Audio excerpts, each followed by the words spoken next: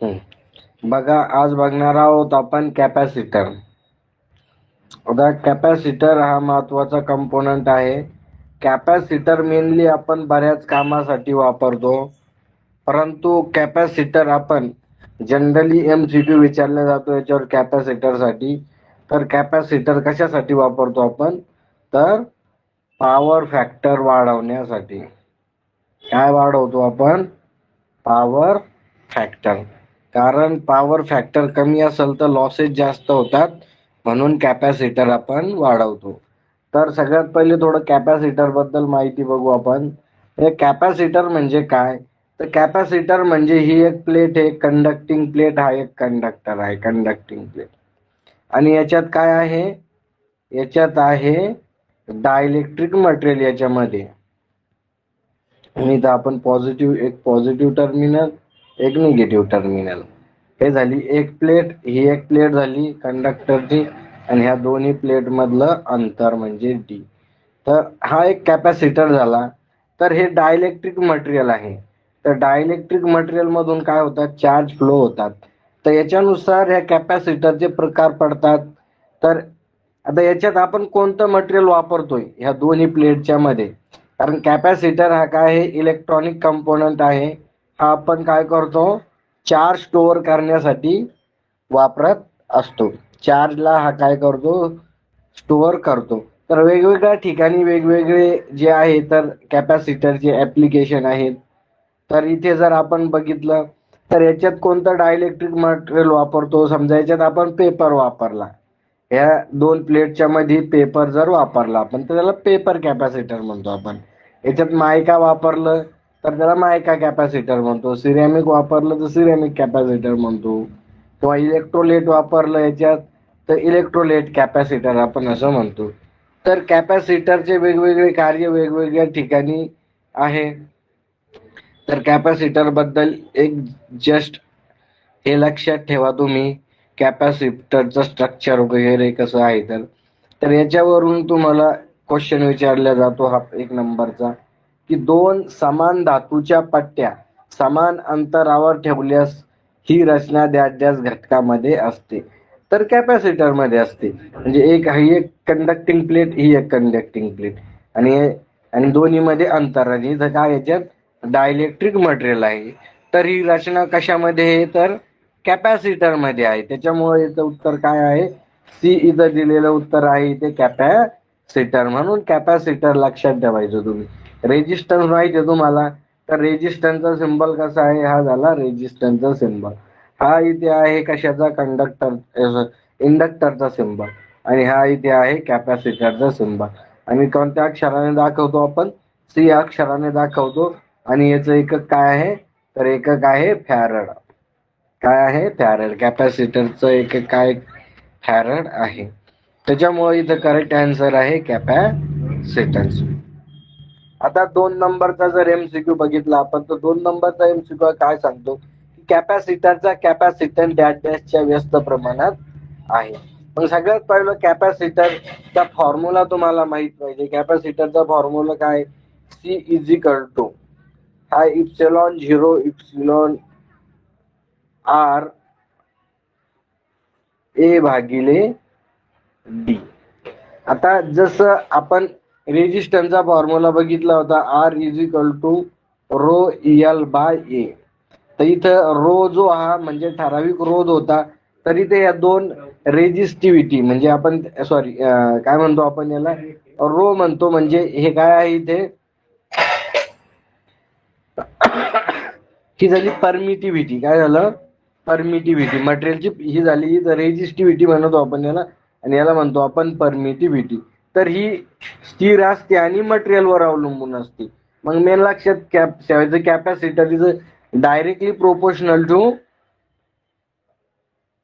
Area, म्हणजे क्षेत्रफळाच्या समप्रमाणात आणि अंतराच्या काय आहे, व्यस्त प्रमाणात आहे. मग इथं लक्षात ठेवायचं तुम्ही, इथं याच्यावरून तुम्हाला क्वेश्चन विचारला गेलेला आहे, की कॅपॅसिटरचा कॅपॅसिटन्स डॅश डॅशच्या व्यस्त प्रमाणात आहे. तर प्लेट मधील अंतर म्हणजे डी. मी आता सांगितलं तुम्हाला का, C is equal to epsilon 0 epsilon R A भागिले डी. डी व्यस्त प्रमाणात आहे आणि क्षेत्रफळाच्या काय आहे, समप्रमाणात आहे. डायलेक्ट्रिक मटेरियल किंवा लांबी वगैरे इथं तर काही संबंध नाही, हे पण तुम्ही इथं लक्षात ठेवणं गरजेचं आहे. आता हा झाला तुमचा पहिला फॉर्म्युला. हा कोणता फॉर्म्युला झाला, पहिला फॉर्म्युला झाला. आता सी इज इक्वल टू, अजून दुसरा पण फॉर्म्युला आहे, क्यू भागिले व्ही. काय आहे, C is equal to Q भागिले व्ही. हा पण तुम्ही फॉर्म्युला लक्षात ठेवायचा. क्यू म्हणजे चार्ज आणि व्ही म्हणजे काय, व्होल्टेज. तर हे सुद्धा तुम्ही फॉर्म्युला लक्षात ठेवू शकता. नंतर बघा, आता तिसरा नंबरचा क्वेश्चन आहे. तिसऱ्या नंबरचा क्वेश्चन दिलेला आहे की राखेसारखा पावडर पासून केलेला डॅश डॅश कॅपॅसिटर असतो. तर इथं बघा, आता याच्यात सिरॅमिक कॅपॅसिटर म्हणतो. म्हणजे तुम्हाला पहिलं सांगितलं, ही एक प्लेट, ही एक प्लेट, याच्यामध्ये तुम्ही कोणतं डायलेक्ट्रिक मटेरियल वापरता, जे डायलेक्ट्रिक मटेरियल वापरता तर तो त्या प्रकारचा कॅपॅसिटर होऊन जातो. तर राखेसारखं मटेरियल म्हणजेच ते सिरॅमिक मटेरियल असतं, म्हणून त्याला आपण सिरॅमिक कॅपॅसिटर म्हणतो. पेपर वापरला तर पेपर कॅपॅसिटर, मायका वापरला याच्यात तर मायका कॅपॅसिटर आणि इलेक्ट्रोलाइट कॅपॅसिटर. तर हे इतकं तुम्ही लक्षात वगैरे ठेवायचं. नंतर आहे की पेपर कॅपॅसिटरची क्षमता डॅश डॅश पर्यंत असते. आता वेगवेगळे कॅपॅसिटर काही वेगवेगळ्या ठिकाणी वापरतो आपण, तर त्याच्यानुसार त्यांची कॅपॅसिटी असते. तर पेपर कॅपॅसिटरची क्षमता किती असते, 100 मायक्रो फॅरड पर्यंत. तर हे लक्षात ठेवायचं तुम्ही की 100 मायक्रो फॅरड पर्यंत असणार आहे याची क्षमता. आता नंतरचा एमसीक्यू बघा इथे की सिरॅमिक कॅपॅसिटर डॅश डॅश कार्य व्होल्टेज पर्यंत उपलब्ध आहे. म्हणजे सिरॅमिक कॅपॅसिटर आपण किती व्होल्टेज पर्यंत वापरू शकतो, तर 6 केव्ही. 6 केव्ही म्हणजे किती, तर 6000 व्होल्ट पर्यंत आपण काय करू शकतो, वापरू शकतो. कोणता कॅपॅसिटर, सिरॅमिक कॅपॅसिटर.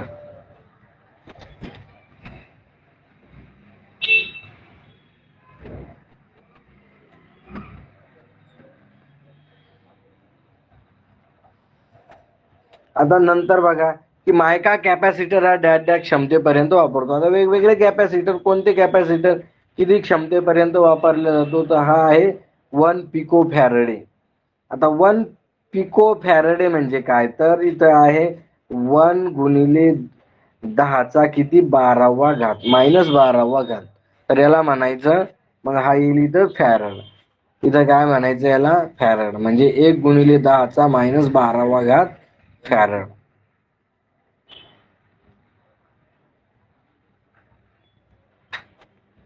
हा, नेक्स्ट क्वेश्चन आहे. आता बघा 7 नंबरचा क्वेश्चन दिलेला आहे की मंडळाचा एकूण कॅपॅसिटन्स कमी करण्यासाठी अनेक कॅपॅसिटर डॅश डॅश मध्ये जोडावेत. म्हणजे आता बघा, कॅपॅसिटरचं जे सूत्र आहे, आता रेजिस्टन्सचं सूत्र आपण बघितलं की सिरीज मध्ये रेजिस्टन्सचं सूत्र हे आहे, असे जर आपण जोडले तर हा झाला R1 आणि हा झाला R2. तर इथं टोटल रेजिस्टन्स किती येतो, R1 प्लस R2, म्हणजे याच्यात बेरीज होते. तर याच्यामध्ये जे कॅपॅसिटर मध्ये तो वेगळं आहे. तर मग काय येईल इथं, आता मग याच्यात बघा, इथे बघा त्यांनी काय सांगितलेलं आहे की जर आपण रेजिस्टन्स सिरीज मध्ये जोडले तर एकूण रोधाची किंमत वाढते आणि पॅरलल मध्ये जोडले तर कमी होतात.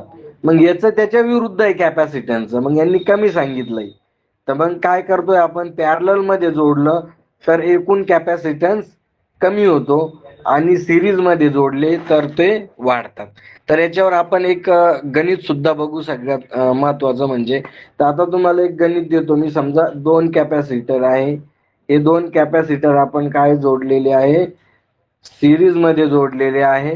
हा आहे 4 मायक्रो फॅरेडेचा आणि हा सुद्धा आहे 4 मायक्रो फॅरेडेचा, दोन्ही सुद्धा 4 मायक्रो फॅरेडेचे आहे. तर एकूण कॅपॅसिटन्स काढायचा किती असेल, ऑप्शन मध्ये देतो मी तुम्हाला 2, 4, 8, 16. चला काढा उत्तर, कोणाचं उत्तर बरोबर येतो मला बघू द्या. अरे बापरे, बऱ्याच विद्यार्थ्यांनी उत्तर पाठवलंय लवकर. कृष्णा, विठ्ठल, तुषार, सतीश, अवेज, शुभांगी. ठीक आहे, बरोबर. सगळ्या विद्यार्थ्यांनी उत्तर काढलेलं आहे. तर इथं काय करायचं, इथं आपल्याला पॅरललचं सूत्र वापरायचं आहे. पॅरललचं सूत्र जर वापरलं तर 2 मायक्रोफॅरड करेक्ट आन्सर येईल तुमचं. म्हणजे कसं, तर इथे बघा, जर पॅरलल मध्ये कॅपॅसिटर असेल तर रेजिस्टन्स मधलं सिरीजचं सूत्र वापरायचं. म्हणजे इथे काय करणार आहे तुम्ही, 4 × 4 भागिले 4+4, 4+4 म्हणजे 4 × 4 भागिले किती, तर 8. 4×1 = 4, 4×2 = 8, 2×1 = 2, 2×2 = 4 म्हणजे 2 उत्तर आलं. आणि ट्रिक नुसार डायरेक्ट 4/2 बरोबर 2 उत्तर येईल तुमचं. जी आपली ट्रिक आहे, तर त्या ट्रिक नुसार आपण डायरेक्टली इथं उत्तर काढू शकतो. चला, हुशार झालेले आहे विद्यार्थी, गुड. असाच अभ्यास कंटिन्यू चालू ठेवा, म्हणजे काय होईल, तुमची 100% सिलेक्शनची गॅरंटी येईल मग. हा, आता बघा इथं की 30 मायक्रोफॅरड कॅपॅसिटर. नंतरचा क्वेश्चन आहे. नंतरचा क्वेश्चन काय सांगतो इथे, 8 नंबरचा क्वेश्चन, जर 30 मायक्रोफॅरड कॅपॅसिटर 300 व्होल्टेज सप्लायला जोडल्यास त्यात चार्ज किती निर्माण होईल. आता मी सांगितलं तुम्हाला की याच्यात काय होतो, चार्ज निर्माण होतो. काय निर्माण होतो, चार्ज निर्माण होतो. तर इथं कोणतं सूत्र वापरायचं, उत्तर काढा. चला, कमेंट्स मध्ये उत्तर करा सगळे बाकीचे विद्यार्थी. कमेंट्स मध्ये उत्तर केलं तर लगेच तुम्हाला काय चेक करतो मी बरोबर आहे की नाही. ते बरोबर, शिवांगीने बरोबर सांगितलेलं आहे की मी तुम्हाला पहिले सांगितलं की सूत्र काय, कॅपॅसिटर C = Q/V आहे. तर आपल्याला चार्ज काढायचे आहे, म्हणजे काय, Q काय राहील, C×V. मग इथं C किती दिलेलं आहे सांगा मला. तर C दिलेलं आहे 30 मायक्रोफॅरड गुणिले 300 व्होल्ट. मग 30 मायक्रोफॅरड गुणिले 300 किती येईल, तरी ते 3×9 आणि 9 वर किती शून्य आहे, 9 वर किती शून्य आहे, 3 शून्य आहे. 9 वर किती शून्य आहे, इथे 3 शून्य आहे. म्हणजे किती झालंय, 900 किती आलं हे, 9000 मायक्रोफॅरड. मग याच्यात सॉरी, इथं मायक्रोफॅरड आणि सॉरी कुलम येईल, 900 मायक्रोकुलम, काही मैसे मायक्रोकुलम. मग इथे आता आपल्याला काय करायचं आहे, तर हे आता 900 मायक्रोकुलम आहे. तर मग आता इथं मायक्रो आहे, म्हणजे इथं काय येईल, 900 गुणिले 10⁻⁻6 आहे. मग इथं 1 2 3 शून्य कटून गेले, तर इथं काय येईल, -3 येईल. मग -3 म्हणजे काय, तर 9च्या इकडे आपल्याला 3 घरं जावं लागेल. म्हणजे हा एक घर, दुसरं घर आणि तिसरं घर. मग इथं एक 0 देऊन टाकू, 0.009. म्हणजे उत्तर काय आहे इथे, डी उत्तर आहे की 0.009. हे तुमचं करेक्ट उत्तर आहे. हे तुम्हाला येणं गरजेचं आहे. इथं कन्फ्युज जर झालं तर सगळं तुमचा घोळ होऊन जाईल तिथे. तर हे तुम्ही लक्षात ठेवणं गरजेचं आहे. चला, असंच हे कुलम वगैरे, हे मायक्रो, इथं तुम्ही आता इथं कन्फ्युज होऊन जासाल. तुम्हाला येत असून जर तुम्हाला हे माहित नसेल इथे, तर इथं तुमचं काय उत्तर इथे चुकून जाऊ शकतं. त्याच्यामुळे हे व्यवस्थित करायचं आहे. नंतरचा क्वेश्चन आहे की जास्त क्षमतेचा कॅपॅसिटन्स मिळवण्यासाठी डॅश डॅश पद्धत वापरतात. आता आपल्याला जास्त क्षमतेचा कॅपॅसिटन्स मिळवायचा आहे, तर कोणती पद्धत वापरायची. तर मग आता बघा, मी तुम्हाला पहिलं सांगितलं C काय आहे, ε0 εr A/d आहे. तर आता मग केव्हा कॅपॅसिटन्स वाढू शकतो आपल्याला जास्त, हा केव्हा वाढेल जास्त कॅपॅसिटन्स, ज्या वेळेस प्लेट मधलं अंतर कमी होईल. मग इथं कुठं दिलेलं आहे ऑप्शन मध्ये की प्लेटचे, कॅपॅसिटरचे अनेक प्लेट वापरून नाही, मग प्लेट मधील अंतर कमी करून. तर बी इथं आन्सर करेक्ट आहे की प्लेट मधलं जर अंतर आपण डिस्टन्स कमी केलंय, बघा डिस्टन्स कमी केलं तर काय होतं, इथं कॅपॅसिटन्स वाढतो. आणि डिस्टन्स जर आपण वाढवलं तर कॅपॅसिटन्स काय होईल, मग कमी होईल. हे लक्षात ठेवा तुम्ही. चला एकदम इझी क्वेश्चन आहे, फक्त कन्सेप्ट समजून घ्या. एकदा कन्सेप्ट समजली तुम्हाला, सूत्र वगैरे लक्षात आली तर ऑटोमॅटिक तुम्हाला प्रश्नाची उत्तरं देता येतील. आता नंतरचा क्वेश्चन आहे तुमच्यासाठी की विद्युत ऊर्जा चार्जच्या स्वरूपात साठवण करणाऱ्या साधनास डॅश म्हणतात. आता इथं त्यांनी सांगितलेलं आहे की विद्युत ऊर्जा, इथं काय म्हटलेलं आहे यांनी, विद्युत ऊर्जा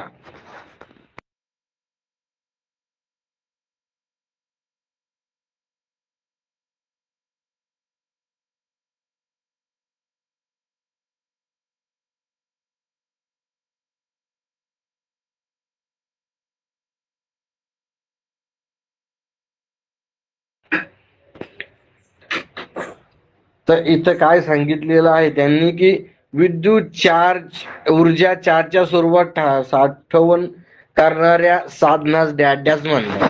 तर मी तुम्हाला पहिलेच सांगितलं की ज्यावेळेस आपण चार्ज साठवून ठेवतो तर त्याला काय म्हणतो आपण, कॅपॅसिटन्स म्हणतो.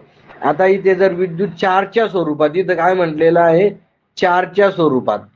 तर चार्जच्या स्वरूपात कॅपॅसिटर विद्युत ऊर्जा साठवून ठेवतो आणि मॅग्नेटिक फॉर्मच्या म्हणजे मॅग्नेटिक स्वरूपात म्हणजे चुंबकीय स्वरूपात. तर हा इंडक्टर काय करतो, चुंबकीय स्वरूपात साठवून ठेवतो. कोणत्या स्वरूपात साठवून ठेवतो, चुंबकीय स्वरूप.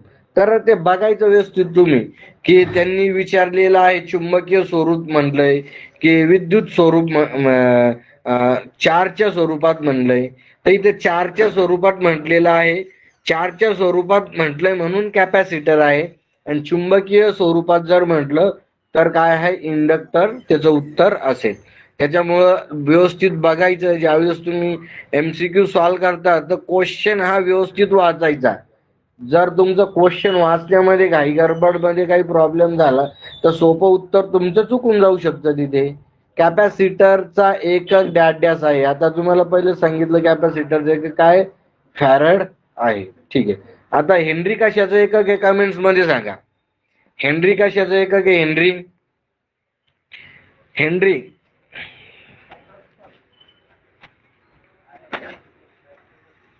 हेनरी एकक कशाचा आहे, गुड. इंडक्टन्स रिॲक्टन्स यांचं एकक काय, हेनरी आहे. आणि रेजिस्टन्सचं एकक काय आहे, ओहम. रेजिस्टन्सचं एकक काय, ओहम. आणि कुलम कशाचं एकक आहे, चला कुलम कशाचं एकक आहे सांगा, गुड. चार्जचं एकक कुलम आहे. तर हे सगळं तुम्ही वेळोवेळी असा अभ्यास करायचा, वेळोवेळी वाचत राहिलंय की ऑटोमॅटिक तुमचा प्रॉब्लेम सॉल्व्ह होत जाईल. एका दिवसात कुणाला वाटत असेल सर का कोणी हुशार आहे, मला लक्षात राहत नाही, एका दिवसात कोणी काही माडी बांधत नाही. त्याच्यामुळं लक्षात ठेवायचं की हे व्यवस्थित वाचत राहावं लागतं. स्टॉपर केव्हा बनतं, नेहमी रिपीट वाचावं लागतं, त्यावेळेस ते लक्षात राहत असतं. नंतरचा क्वेश्चन की स्थिर विद्युत कॅपॅसिटर मध्ये डॅशचा डायइलेक्ट्रिक कॉन्स्टंट हा एक असतो. तर डायइलेक्ट्रिक कॉन्स्टंट कशाचा एक असतो, तर हवेचा डायइलेक्ट्रिक कॉन्स्टंट एक असतो. असतो हवेचा डायइलेक्ट्रिक कॉन्स्टंट एक असतो. नंतर बघा की डॅश कॅपॅसिटरला धन व ऋण दोन टोके असतात. तर बघा आता कोणत्या कॅपॅसिटरला धन म्हणजे एक कॅपॅसिटर आहे त्याला पर्टिक्युलर एका साईडला पॉझिटिव्ह असतो, एका साईडला निगेटिव्ह असतो, तो इलेक्ट्रोलाइट कॅपॅसिटर आहे. आता इलेक्ट्रोलाइट कॅपॅसिटर काय करतो, हा AC व DC अशा दोन्ही सप्लायवर काम करतो. त्याच्यामुळं जर आपण DC सप्लाय दिला तर आपल्याला माहित पाहिजे पॉझिटिव्ह कोणता आहे आणि निगेटिव्ह कोणता आहे. AC मध्ये काही लक्षात ठेवायची गरज नाही तुम्हाला, पॉझिटिव्ह निगेटिव्ह. परंतु DC मध्ये गरजेचं असतं, तुम्हाला पॉझिटिव्हलाच जोडावा लागतो, निगेटिव्हलाच जोडावा लागतो.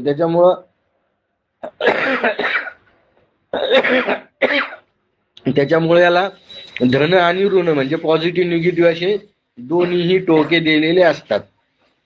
आणि याची रेटिंग सर्वात कमी असते, ते लक्षात ठेवायचं. म्हणजे काय होईल तुम्हाला लक्षात येईल ते की इलेक्ट्रोलाइट कॅपॅसिटर काय होतो, एसी व डीसी वर दोन्हीवर कार्य करत असतो. आता टीव्ही, ट्यूनर व रेडिओ मध्ये डॅश डॅश कॅपॅसिटर वापरतात. आता ह्या दोन्ही याच्यामध्ये कोणता कॅपॅसिटर वापरला जातो, या दोन्ही याच्यामध्ये कोणता कॅपॅसिटर वापरला जातो, तर टीव्ही व ट्यूनर व रेडिओ मध्ये इयर कॅपॅसिटर वापरला जातो. कोणता कॅपॅसिटर, इयर कॅपॅसिटर. जिथे जास्त फ्रिक्वेन्सी आली तिथे एअर कॅपॅसिटर वापरला जातो. म्हणजे बघा आता टीव्ही मध्ये, रेडिओ, इथे फ्रिक्वेन्सी खूप जास्त असते. काय असते, फ्रिक्वेन्सी खूप जास्त असते. त्याच्यामुळे आपण काय करत असतो, इथे इयर कॅपॅसिटर वापरत असतो. तर इयर कॅपॅसिटर जिथं जास्त फ्रिक्वेन्सी आहे तर त्या ठिकाणी एअर कॅपॅसिटर वापरणं गरजेचं आहे. नंतर आहे की एफ आर फिल्टर साठी डॅश डॅश कॅपॅसिटर वापरतात. तर एफ आर फिल्टर साठी बघा तर पेपर कॅपॅसिटर वापरले जाते. आर एफ म्हणजे काय, रेक्टिफायर फिल्टर. तर रेक्टिफायर फिल्टर साठी काय वापरतात, पेपर कॅपॅसिटर वापरला जात असतो. आता कॅपॅसिटरचा कॅपॅसिटन्स डॅश डॅश वर अवलंबून असतो. तर मग इथे बघा कॅपॅसिटन्स कोणत्या गोष्टीवर अवलंबून असतो, C is equal to epsilon 0 epsilon R A भागिले डी. तर मग कोणत्या कोणत्या याच्यावर अवलंबून आहे इथं तुम्ही बघू शकता. तर इथं काय, प्लेट मधील अंतरवर अवलंबून आहे का, तर आहे. बघा इथं डी डी दिलेला आहे. तर प्लेट मधील अंतरवर अवलंबून आहे. नंतर अजून ठीक आहे, सॉरी, इथे आपण विचारलं की कोणत्या याच्यावर नसतो, तर आपण बघू कोणत्या याच्यावर असतो. प्लेटच्या याच्यावर अंतरावर अवलंबून आहे. इथं एरिया दिलेला आहे म्हणजे क्षेत्रफळावर अवलंबून आहे. आणि डायइलेक्ट्रिकचा प्रकार म्हणजे इप्सिलॉन दिलेले आहे. डायइलेक्ट्रिक्स, तर डायइलेक्ट्रिक्सचा प्रकारवर सुद्धा अवलंबून आहे. म्हणजे या सगळ्या गोष्टीवर अवलंबून आहे, परंतु जाडीवर नाहीये. प्लेटच्या जाडीवर हे अवलंबून नाहीये. त्याच्यामुळे लक्षात ठेवायचं तुम्ही की याचं बी उत्तर आहे. तर हे लक्षात ठेवा तुम्ही, बी उत्तर याचं करेक्ट आहे. चला नंतरचा एमसीक्यू बघा. इथे नंतरचा एमसीक्यू आहे आता की स्टार्ट मोटर मध्ये कॅपॅसिटर डॅश डॅश वापरतात. स्टार्ट मोटर मध्ये आता इथे बघा इलेक्ट्रोलाइट कॅपॅसिटर वापरला जातो. कोणत्या मोटर मध्ये, तर स्टार्ट मोटर मध्ये. किंवा जे कॅपॅसिटर वापरले जातात ते इलेक्ट्रोलाइट कॅपॅसिटर एक असतो, आणि जर दोन कॅपॅसिटर असेल तर एक वेगळा कॅपॅसिटर असतो त्याच्यात. आता इथे नंतरचा क्वेश्चन आहे, इथे बघू शकता तुम्ही. नंतरचा क्वेश्चन की कॅपॅसिटर मध्ये 0 कुलम चार्ज व 25 व्होल्ट वर साठवण्यासाठी डॅश डॅश कॅपॅसिटरचा कॅपॅसिटन्स लागतो. तर इथे आता काय काढायचंय, कॅपॅसिटन्स काढायचा आहे तुम्हाला. तर सी इज इक्वल टू काय आहे, क्यू भागिले व्ही सूत्र वापरा. तर क्यू किती दिलेलं आहे, इथे चार्ज किती दिलेला आहे, 0.5 भागिले किती, 25. तर 0.5 भागिले 25 बरोबर किती येतं सांगा.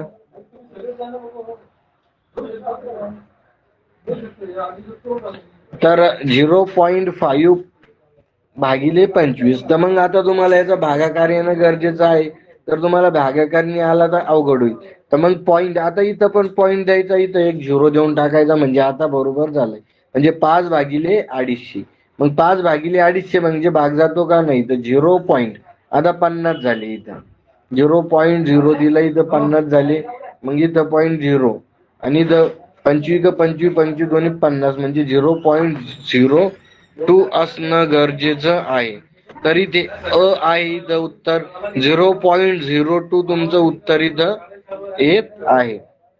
0.02. तर यालाच आपण मिली फॅरड मध्ये कसं लिहू शकतो आपण, तर 20 मिली फॅरड. किती, 20 मिली फॅरड. किती, 20 मिली फॅरड इथं याचं उत्तर असणार आहे.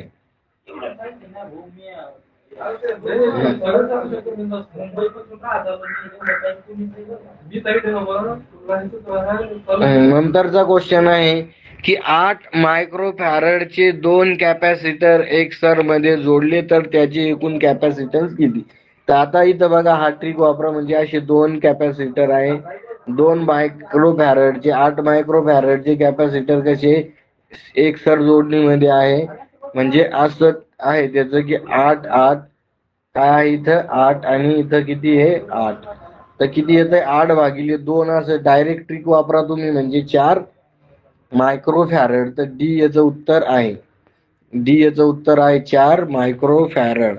तर हे पण तुम्ही लक्षात ठेवा. मस्त क्वेश्चन आहे, एकदम सोपे सोपे इजी इजी हे क्वेश्चन तुम्हाला परीक्षेला विचारले जाऊ शकतात.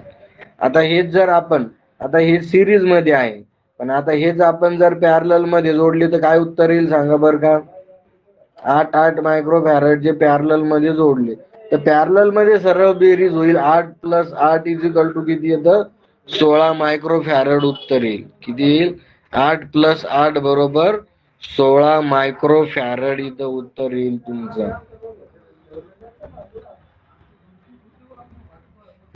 आता इथं 21 नंबरचा क्वेश्चन आहे की 1 मायक्रोफॅरेड बरोबर डॅश डॅश फॅरेड. किती 1 मायक्रोफॅरेड बरोबर किती, तर मायक्रो जर म्हटलं तुम्हाला तर लक्षात ठेवायचं 1 × 10⁻³ मिली जर म्हटलं तर 1 × 10⁻³ म्हणायचं, मायक्रो म्हणलं तर 6 म्हणायचं. आलं लक्षात तुमच्या, हे तुम्ही लक्षात ठेवणं गरजेचं आहे. इम्पॉर्टंट गोष्टी आहेत या. आता बघा कॅपॅसिटर मध्ये CVA घटक माहित असताना त्याचा प्रभार Q बरोबर, तर आताच तुम्हाला सूत्र सांगितलं आहे मी, C = Q/V सांगितलेलं आहे. तर Q बरोबर काढायचं, तर Q बरोबर काय आहे C × V. तर C × V कुठे आहे, तर A मध्ये आहे C × V. तर हे याचं इथं काय आहे करेक्ट आन्सर आहे C × V. इथं दिलेलं करेक्ट आन्सर आहे.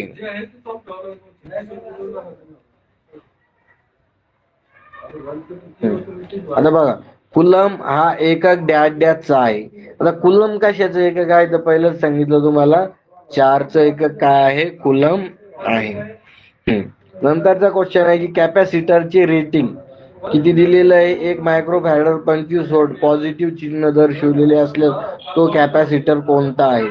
तर तुम्हाला तेच सांगितलं की पॉझिटिव्ह निगेटिव्ह जिथं चिन्ह दर्शवले जाते तिथं इलेक्ट्रोलाइट कॅपॅसिटर आहे, कारण तो AC/DC अशा दोन्हीवर कार्य करतो, म्हणून तिथं चिन्ह दाखवले जात असतात.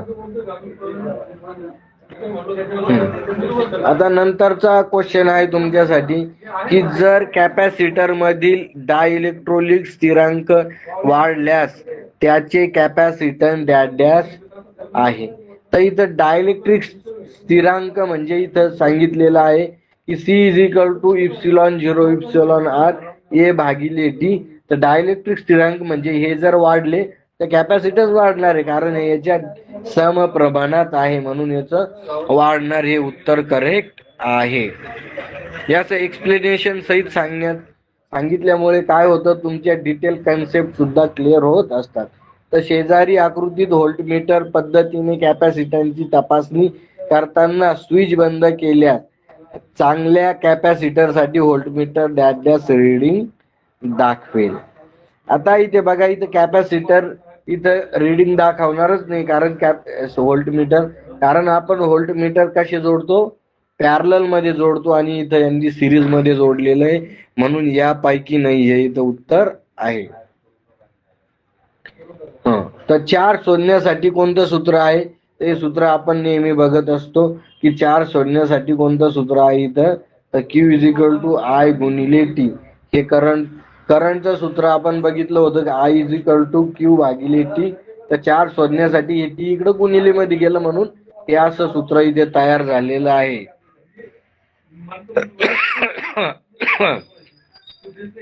तर इम्पॉर्टंट आहे हे सुद्धा. नंतरचा क्वेश्चन बघा की इथं दिलेले की एअर कॅपॅसिटरच्या 2 पट्ट्यात मध्ये बॅकेलाइट सीट बसवल्यास त्याचा कॅपॅसिटन्स डॅश डॅश होईल. तर इथं बघा जर तिथं आता इथं हे आहे, तर इथं आपण जास्त मटेरियल टाकलं, डायइलेक्ट्रिक मटेरियल जास्त टाकलं, तर मग ऑब्विसली डायइलेक्ट्रिक मटेरियल डायरेक्टली म्हणजे कॅपॅसिटन्स हा समप्रमाणात डायइलेक्ट्रिक मटेरियलच्या, त्याच्यामुळं हा जास्त होणार आहे म्हणजे वाढणारच आहे. त्याच्यामुळं ब इथं उत्तर आहे. आता नंतरचा क्वेश्चन, जर 3 कॅपॅसिटर चा कॅपॅसिटन्स सी असल्यास तर मंडळाचा एकूण कॅपॅसिटन्स 2/c मिळाल्यास डॅश डॅश करावे लागेल. तर 2 कॅपॅसिटर काय करायचंय आपल्याला, पॅरलल मध्ये जोडायचे आहे आणि 3 सिरीज मध्ये जोडायचे आहे. बघा काय होईल, आपल्याला 3 सिरीज मध्ये जोडले आपण आणि 2 काय केले मग पॅरलल मध्ये जोडले असे. तर 3 सिरीज मध्ये जोडलं तर इथं 3c येईल त्याचं, आणि या 2 पॅरलल मध्ये जोडलेले आहे आपण, म्हणून इथं काय 3/2c एकूण कॅपॅसिटन्स आपल्याला इथं मिळत असतो. आणि तुमच्यासाठी आता लास्टचा क्वेश्चन आहे तुमच्यासाठी, की 1 अँपिअर प्रवाह एका सेकंदासाठी पाठवल्यास त्याला डॅश डॅश म्हणतात. तर त्याला काय म्हटलं जातं, कुलम म्हटलं जातं. 1 अँपिअर प्रवाह एका सेकंदासाठी पाठवल्यास तर त्याला कुलम म्हटलं जातं. तर हे सुद्धा सोपं होतं, अतिशय महत्वाचे क्वेश्चन होते. तर हे आपले इथं व्यवस्थित संपूर्ण क्वेश्चन इथं कॅपॅसिटर वर झालेले आहेत. तर हेच आपले महत्वाचे क्वेश्चन आहेत. तर अशा प्रकारे सगळ्यांनी व्यवस्थित अभ्यास करायचा. सगळ्यांना धन्यवाद. थँक्यू.